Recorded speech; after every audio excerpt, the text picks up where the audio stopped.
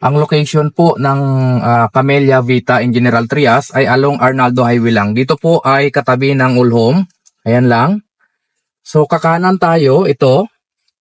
Papasok po dito ang Camellia Vita. Kaya napakaganda ng location ito. Hello, good day mga kapitbahay.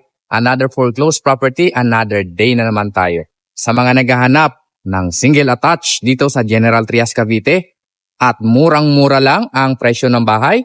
Ito pong sa harapan ko, foreclosed property ng BDO. Bidding po ito on June 23, Monday. Ang presyo po o ang starting bid price ng property na ito is 2,250,000 pesos lang. Wow, napakamura po ng presyo ng bahay na ito dahil ang Camellia Vita ay napakabagong subdivision dito sa General Trias, no? Pakita ko lang sa inyo ang community ng Camellia Vita.